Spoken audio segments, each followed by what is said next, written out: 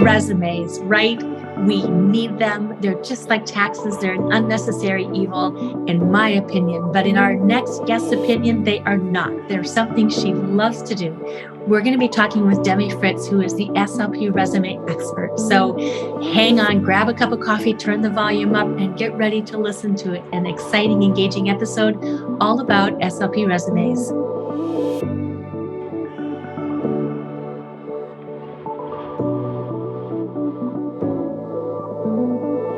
Welcome to the Missing Link for SLPs podcast. Have you ever wished you could go back and tell your younger self a way to do something better, or something that you've learned, or gosh, just those words of wisdom that you would have loved to have known when you first started?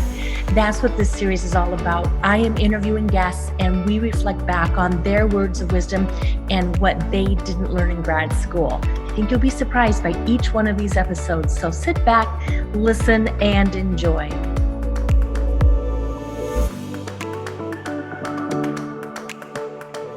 Hello and welcome to this episode of the Missing Link for SLPs podcast. We are here with a very, very requested guest today. I am so glad she's here. Welcome, Demi. Hi, I'm so excited to be here. So today we are talking things that you are deeply immersed in, all things SLP resumes, right? Absolutely. That is my life now. You are so popular. Your name is Demi Friitz. Tell us a little bit about yourself. So I started SLP resume a few years ago because if you've ever Googled speech pathology resume, quite literally nothing comes up. So I started kind of writing down what I was doing, how I was getting these offers, and I found out I was pretty good at actually creating resumes. So what I actually started doing too was reaching out to employers and graduate school administrators, like just cold emailing them, just being like, hi, my name's Demi. I'm looking for research on resumes. What do you guys want to see? And all of the information that I've collected over the years is what we use to create these beautiful works of art, in my personal opinion. That's good. But that is kind of how I got started and how we've kind of gotten to this point. And it's been quite a roller coaster. I actually just left my full-time or my part-time / full-time therapy job to do SLP resume full-time 100%. And I'm very excited about it. Excellent. That's why so many people are saying, reach out to you. So we're going to be talking about 3 SLPs who have come to me just through their coaching program. And part of the coaching they've done with me is resumes, which is why I reached out to you. So we're going to discuss 3 different scenarios today. One of them is for an SLP who is actively working on her resume and has a bunch of questions. Another one is another SLP who is going to be prepping for an interview. And the third SLP we're going to be talking about today is transitioning out of the SLP area and moving into something different. Okay. So, ready to jump in? Absolutely. All right. So our first one is, her name is Mary, and she is the one that is actively working on her resume. So question number 1 from her, is it necessary to list all of your full-time jobs on your resume? Depends. So I hate to kind of be this person, but resumes are so different for each person that I don't necessarily have hard and fast rules for people. So if you're in the field for 5, 10, 15, 20 years, you might not list every single job you've ever had because that would be a 15-page document. Mm-hmm. So instead, I kind of look at what the whole person brings to the table. And if there's specific jobs that the person had that are more related to the setting that they're applying to, I'll put those on and maybe omit some of the ones that are not as relevant. But it also, you want to showcase maybe your gaps. So short answer is no, not necessarily. Yes. So what does she then do with, the full-time jobs and those little part-time PRN positions? Do those go on there? What does she do with those? Is she applying? I guess my question to you is she applying to the medical setting or is she applying to the education setting? Medical. Okay. So everything that's medical should be on your resume. But what you can do is omit some of those maybe pediatric placements or educational placements that just don't bring as much relevance. Now, the key is, though, when you are writing your different experiences, everything has to be different. So your descriptions can't just say over and over again, like collaborated with people to facilitate success, or worked with dysphagia patients. Everything has to be unique. And that is something that I have really gotten good at over the years. But that is something that employers definitely want to see. They don't want to see anything repeated over and over again. So I know there's going to be listeners who are like, let me go look at your Instagram and your website. Yeah. So while they're listening to this podcast, can you tell them where to go right now so they can open up and look? Perfect. I love that idea. So my website is www.slpresume.com. And then my Instagram handle is just at SLP resume. Pretty simple. I did not get creative with the name. It was pretty much just what came to me, but tons of information. I bet you pop right up on the searches though. Oh yeah. That's great. Yeah. Super focused. All right. So with Mary, she's got her answer about what to do with all of the full-time jobs, PR and things like that. Can her resume be more than one page? Can it be like 2 pages? And would an extra 3rd page dedicated to patient success stories be acceptable? Okay, 2 pages is the absolute maximum. I would not do a page with the patient success stories. I would just include those success stories within your descriptions in your 2 pages. So include maybe a patient that did really well within your experiences. And then 2 pages is totally fine. I have not heard of an employer say one bad thing about a 2-page resume. I think it's more for the business world. So what happens like in the business environment is a resume has to go through an HR department and then get transferred to another place. For us, it's very different. Usually we go to an HR department, but it's also speech pathology. It's not like you're applying to director of sales, director of marketing, director of this and whatever, and trying to sort out where your resume actually goes to. So 2-page resumes are totally fine because of that lack of sorting process. It's very simple. So what do the SLPs do who have a period of several years in their job history where they switch jobs frequently, like short travel contracts and things like that, and just other changes, mostly due to personal reasons outside of the career, but, moved across the state several times? How do you deal with that information on a resume? On a resume, I would just keep it simple. I wouldn't bring more attention to it, but in an interview is where I would talk about it. Maybe explain some of the reasons why you moved. But that's more about an interview question than a resume one. Okay. So we're going to talk, the next section of this podcast is about interviews. So we will double back to that. Okay. Sometimes it's hard to prioritize the different sections on a resume. So can you go over the main sections of a resume to have? So yes, there are different ones just based on different experiences, obviously, but the basic ones and the most common ones for professional SLPs. This is not for graduate students or for undergrads because those are completely different. But for professional SLPs, you want to include a professional experience, which is anything that you have any professional experience as a speech pathologist, education, a summary of skills section. And what this section is replaces the objective statement. Unfortunately, objective statements have kind of become outdated and less relevant. So instead, what I include is a summary of skills section, and that just outlines soft skills. You can include your professional development. You can include assessments, maybe that you're really that you know really well in and out. You can include research, that kinds of information. How about awards? For professional SLPs, if you have awards from graduate school, omit them. But if you have awards from your job that you've been awarded, then I would include those. Would that include the ASHA ACE awards? Yes. And you can put that under, I've had a few of these and they've kind of all gone in different places just because of where the person was working, but I've included them in organizations. I've included them actually under licensures, under the ASHA licensure section, and just said, this person received this award from ASHA. And then I've also included them in an awards section. Okay. And also you said list strengths. Yes. List strengths is very important. It's like writing skills. Yes. So you don't want to just give a one word type thing. Give a short little idea. So like, for example, on the last resume, I just wrote commitment. Let me pull it up. Commitment to, I have it like pulled up on my screen or I wouldn't pass on this, but I love, one of the things I get feedback from the podcast that the listeners say is they love the real world examples that we have. So yeah, pull it up. Perfect. So the last thing that I wrote on, or the last person's, I wrote commitment to building relationships with clients and families to facilitate success. So it's a little short blurb. It's not necessarily a sentence, but it just is a characteristic that's definitely important in our setting. And about how many of those should be on a resume? Ballpark. 5, 6, 4, 5, 6. Yeah. Thoughts on including extra education like Vital STEM, MBS IMP? Yep. Those can all go in your professional development section or a certification section.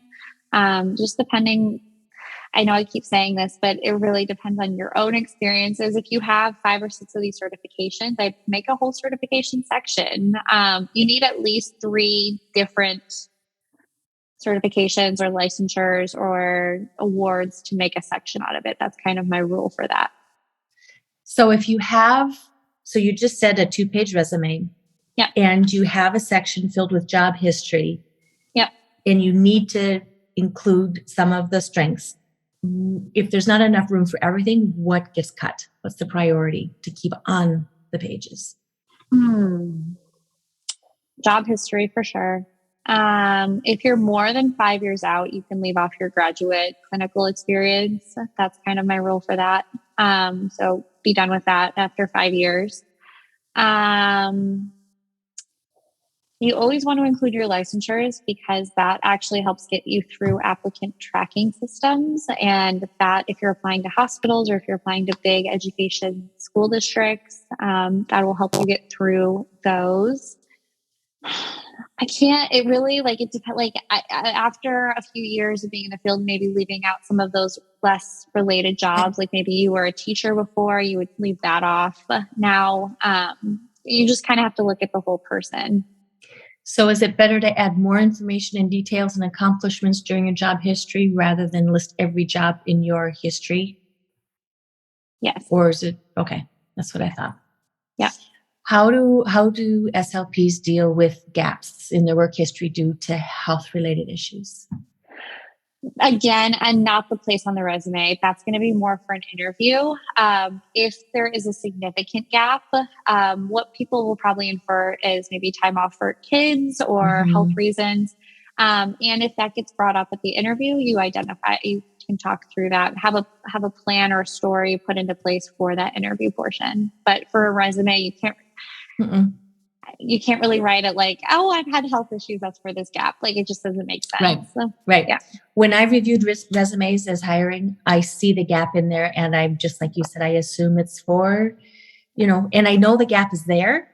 Right. And frankly, it's probably none of my business. So then I'll, bring some questions up as appropriate in an interview. Absolutely. Should I make my name significantly bold and bigger than the text to readily make it stand out from the rest of the resume? Yes. So without giving away too much, because I want to make sure that I'm protecting what my clients are also paying for, you want to make sure that you're adding some variation in your resume. Change to the fonts for the titles, bold, italicized, use different portions to help it not look so mundane throughout the whole resume. Yeah. Okay. So last question on the resume section. Are resume templates worth the money? No. Oh my gosh. If you guys will listen, no, please don't do that. Etsy has a lot of templates. Every single Etsy template I've seen does not pass through applicant tracking systems. I'm just telling you guys, even if it says it does, those are not built for SLPs. Okay. Those are built for other occupations. So do not purchase them. Don't waste your money. It's not worth it. So tell us more about SLP tracking systems, application tracking systems. So basics, without going into the hours of research that I've done into these. Basically, it's a way for a computer to get you through the initial scanning process. So basically, a lot of medical settings will have this. A lot of, like I said, big school districts will have this, but it's basically a way to scan to see if you qualify for the position. So those resume, templates that we were just talking about don't often have that information listed. So then you're leaving out and omitting a ton of information that could be relevant to the position that you're applying for because they were not built for an SLP. So please don't waste your money on those. It's just come to me. I promise. Everything gets through applicant tracking systems with me. Well, and I was just going to say, if you guys have any questions, go check you out at SLP Resume and your website. And I wanted to also give your listeners a discount code. I created it about 10 minutes ago and I'm great. So I just wanted to have that on there. So the discount code is Fresh SLP 15. I usually only give followers 10% off. So I'm going to up that for you and give your followers 15%. So Fresh SLP 15 is what I have it down as. Excellent. So the discount code Fresh SLP 15, and thank you. Of course. I just mentioned that we are closing in on 41,000 downloads. So I'm sure you will get some traffic. And this is all about what this podcast is about. It's collaboration and pulling together other SLPs who are in our field, like me, passionate about what we're doing. Yeah. So you ready to shift to the next section of the podcast? Okay, interviewing skills. This is from someone named Sarah, and she is actively interviewing for positions. Again, a Med SLP.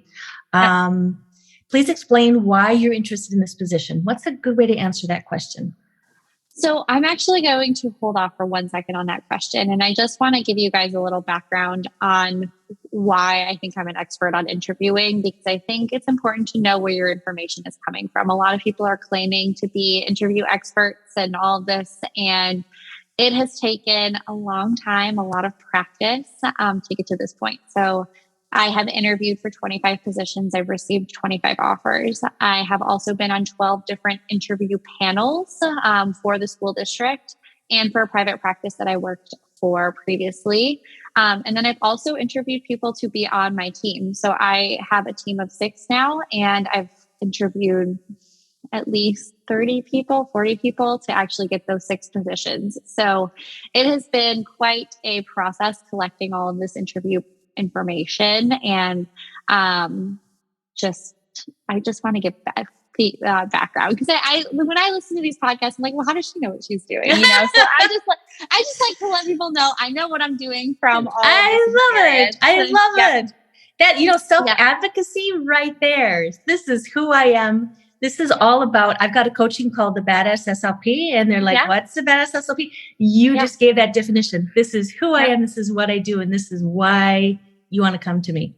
I don't know if you know anything about the Enneagram, and I don't know if your followers do, but I'm an 8, which means I am very into like self-advocacy, self-confidence. Yay. I want to push other people to be there too. And so that's kind of what I'm all about. And excellent. Who I am.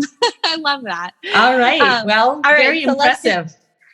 Sorry. So let's get back to this question that you just asked about. Tell me why you want the position. Mm-hmm. Research. Oh my gosh, you guys.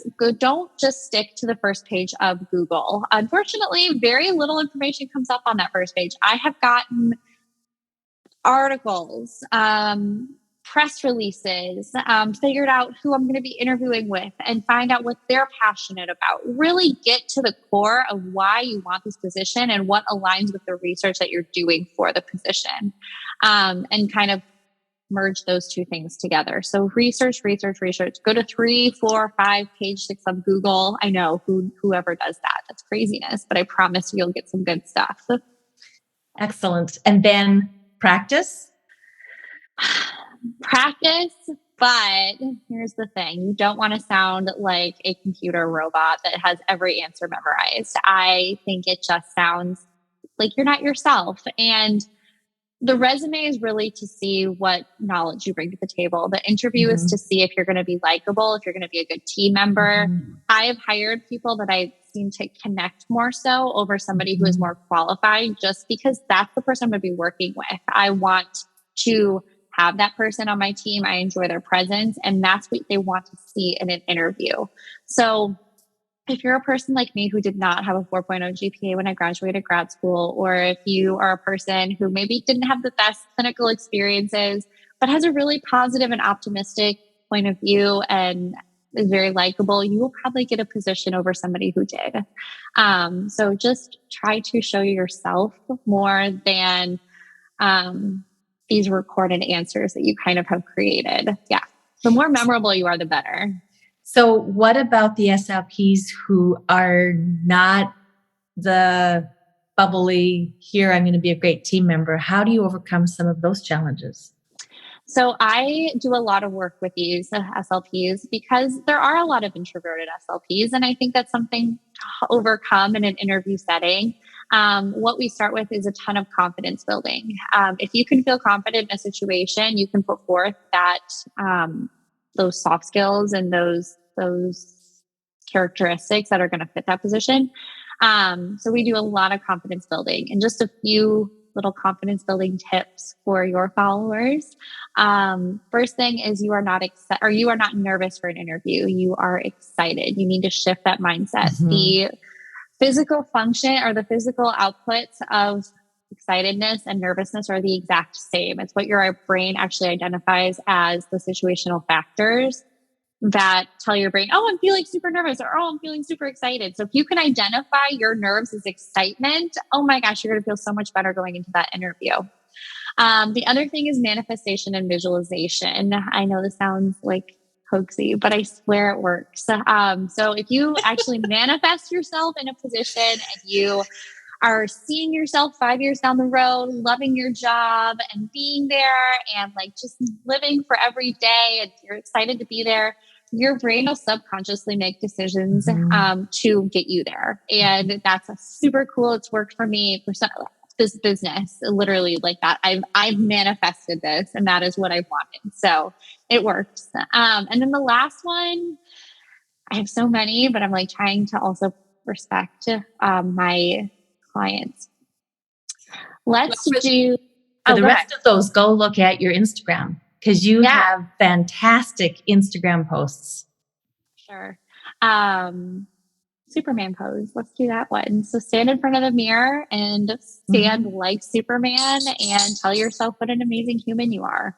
SLPs are kind of known for being the people who pour from an empty cup, because we don't often give ourselves credit and give ourselves confidence. We just want to help everybody else feel good about themselves. So take a minute, feel good about yourself.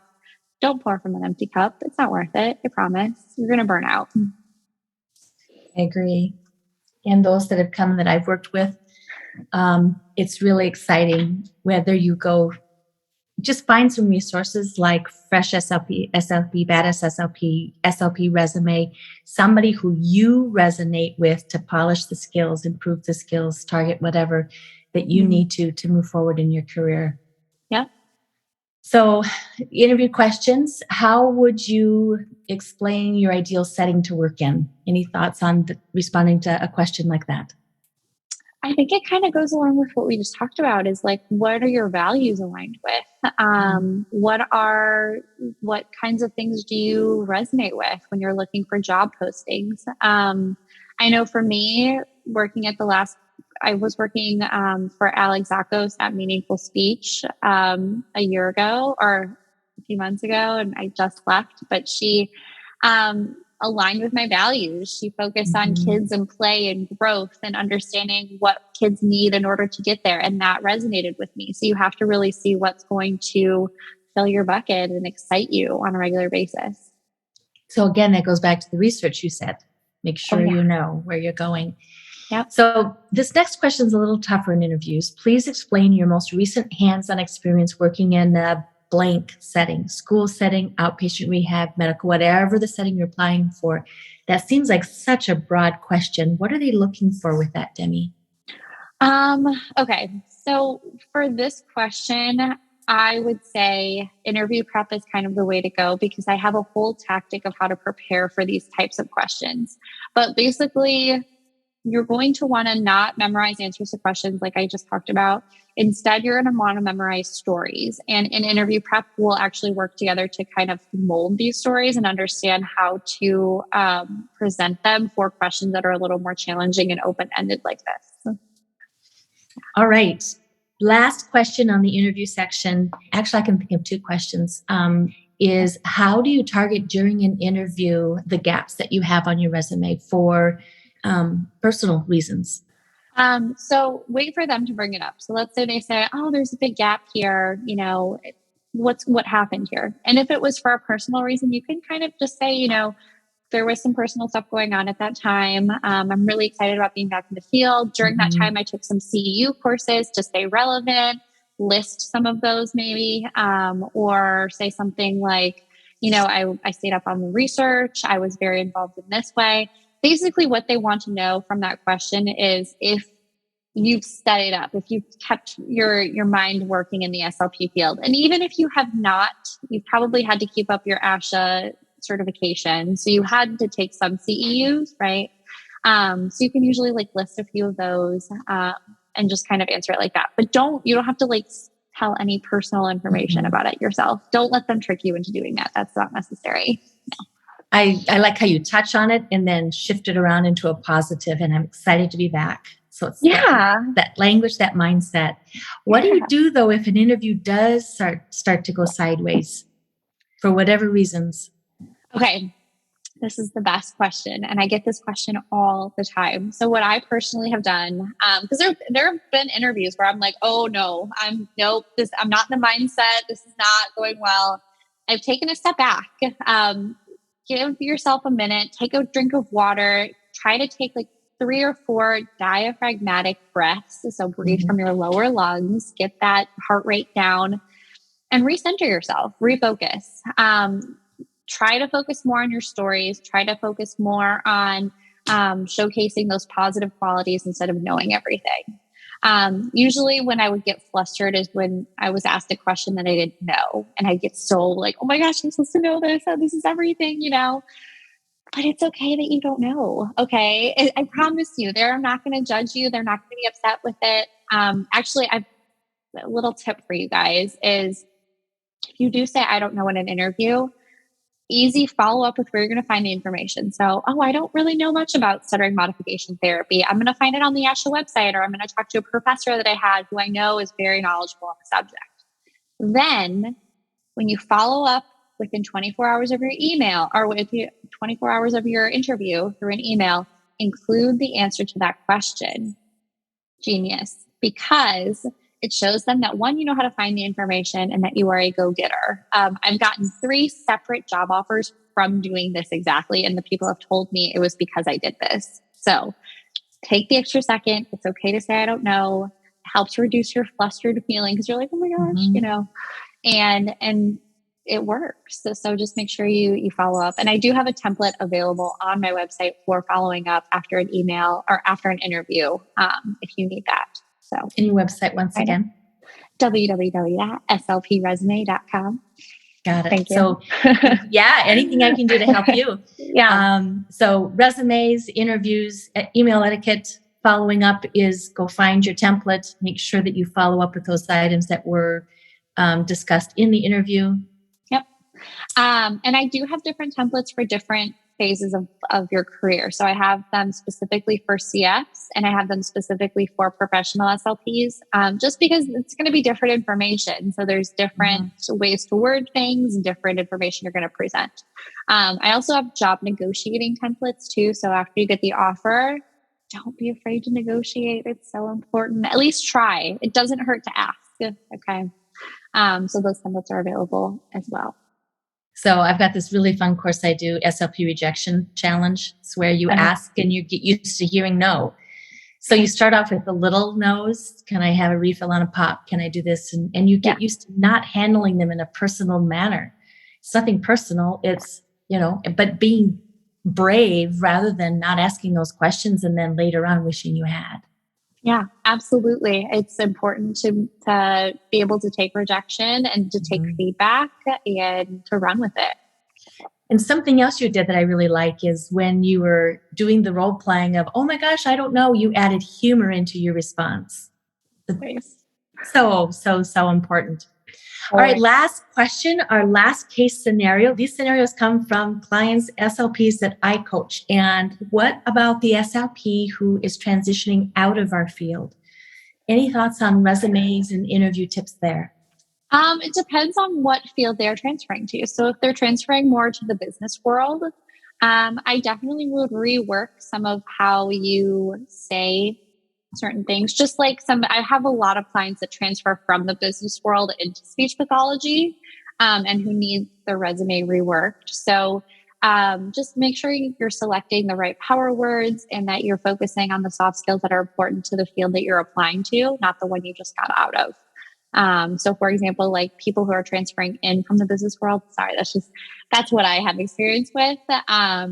Instead of focusing on more analytics and data, maybe I'd focus more on compassion and empathy and active listening, because those are going to be more important for speech pathologists than analytics. So just kind of looking back and looking at your power words and making sure you're incorporating those. And then I guess the flip side would be true. A lot of SLPs moving out of our career go into IT and things like that. And so it's taking the skills that we have, communication, building rapport, and moving that into the resume there. Absolutely. Yes, for sure. And if you are transferring into the speech pathology field, please reach out to me. It is a very challenging resume to write when you're coming from a different field into the speech pathology field. So I'm happy to help you and kind of guide you as to like what you need to include. So it's an important one. It is. I'm so grateful for your resource, your website. Wow. Thank you. Thank you. So do you have, a lot of questions I get, a lot of clients I get are shifting from the school or the medical setting into teaching. Okay. CSD programs. Do you have any resumes or tips for them? So I actually have a teacher on my team. I did this last year because I was getting a lot of the same requests where I was a teacher, I'm coming into speech pathology, or I'm a speech pathologist and I want to become a teacher. So I have found that with those resumes, it's really important to kind of remove the jargon from our resumes. Sometimes we get a little like pragmatic language, or we get semantic feature analysis, like that kind of stuff. And focus it more on the teaching aspect of it. So focusing more on leadership, focusing more on structure, because teachers need to be a little bit more structured than SLPs, I think, at times. That kind of thing. It's for sure a different mindset and a skill set. I thought stepping out of my clinic and moving into being an assistant professor would be a little smoother, right? Talk about what I love. Yeah. And it's different terminology, different skill set. So having that would be reflected in the resume. Absolutely. Yes. All right, Demi, one last question. You are part of the What I Didn't Learn in Graduate School series. So what is one thing you did not learn in graduate school that you want to share? That I didn't have to know everything. I think a lot of grads graduate with the idea that they're supposed to be dysphagia experts and early intervention experts and language intervention experts. And that's just not the scenario. That's not the case. So what I wish I would have known is to just learn the basics my first few years, get down the idea of actually just being a speech pathologist, and that the rest will come. You will find your niche, and you will take the CEUs that will get you to become that expert. But right now, just focus on the basics and, helping the kids, building rapport, understanding them, and understanding how to help them, or your adults that you work with as well. All right. Any final comments? Just last thing I wanted to say was, if you are applying to graduate school, if you are a clinical fellow, if you're a professional SLP, I have resources for everybody. And I absolutely love what I do, and you can see that through my work. So please reach out, follow me on Instagram at SLP Resume. And use the discount code FreshSLP. 50. Yeah, Fresh SLP. There 15. It is. Yep. Fresh SLP 15. Yeah. Excellent. Thank you so much for your time today, Demi. Thank you, Maddie. I appreciate it. Have a nice day.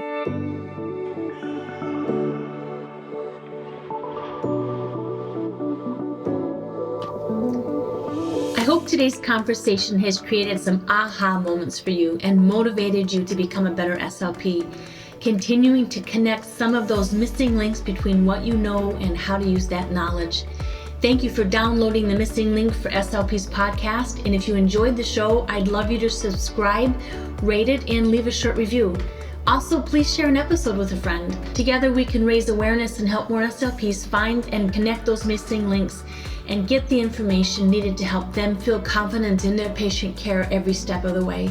Follow me on Instagram and join the Fresh SLP community on Facebook. Show notes are always available, so come learn more at freshslp.com. Let's make those connections. You got this.